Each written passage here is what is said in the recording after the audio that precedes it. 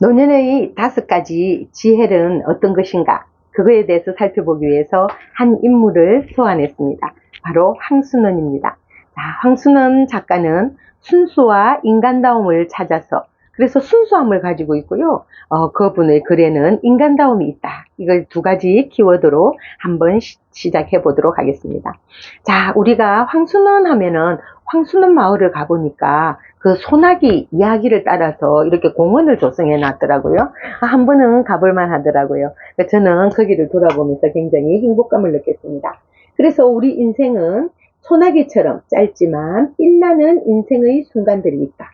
자, 이것을 가지고 황순원 선생님은 어떤 삶을 살아왔는지 잠깐 간추려 보겠습니다.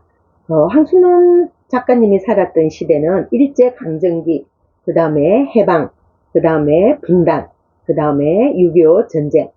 그 상황에서도 절대 자기의 글쓰기는 포기하지 않았습니다. 그래서 그분의 문학은 시대가 어두워도 인간의 마음속에는 아름다움이 남아있다.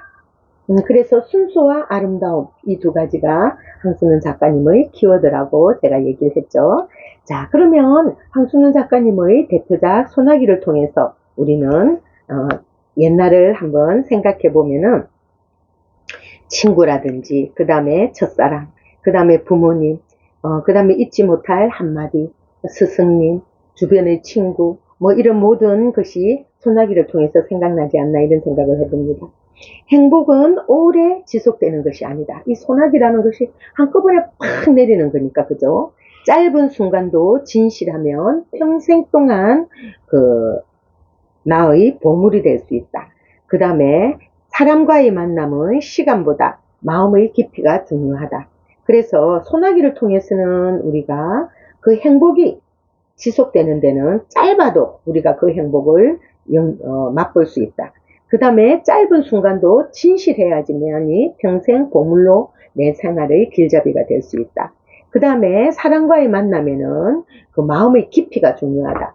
그래서 가볍게 만나지 말고 서로에게 진심으로 소통하는 그런 게 중요하지 않나 이런 생각을 해봅니다. 그래서 노년의 5가지 지혜는 순수함을 잃지 말 것. 우리가 나이 들었다고 해서 순수하지 않은 건 아니다. 그죠? 그 다음에 작은 행복을 발견할 것. 아침에 일어나서 내가 내 스스로 물을 마시는 것만 해도 감사하다. 새소리가 요새는 굉장히 많이 나더라고요. 새소리 들을 때도 굉장히 저는 아침마다 감동을 합니다. 그 다음에 추억을 보물처럼 간직할 것. 남편과 거닐었던 길, 그 다음에 남편과 나누었던 대화, 그 다음에 남편과 손잡고 걸었던 그런 추억들을 보물처럼 간직할 것. 그 다음에 사람을 귀하게 여길 것. 뭐 며느리라든지 손자라든지 아들이라든지 시어머니, 시아버지, 뭐 모든 나 주위의 시수, 친우, 언니, 동생, 고모, 이모, 우리 주위에는 숱한 친족들이 있지만 그분들을 귀하게 여기는 마음을 가질 때 우리가 가족이 화목하지 않나 이런 생각이 듭니다. 그 다음에 인간다움을 꼭 지킬 것. 이 동물들이 가지고 있는 생리적인 현상보다 인간만이 가지고 있는 이 아름다움, 그 다음에 인간만이 가지고 있는 그 순수함, 그런 것을 잃지 않는 것이 노년의 5가지 지혜가 아닌가 생각을 해봅니다. 순수함, 작은 행복, 추억, 사람, 귀하게 여기는 거, 그 다음에 인간다움. 이것이 우리가 살아가는데 마음속에 간직하고 살면 굉장히 행복하지 않을까 생각해 봅니다. 감사합니다.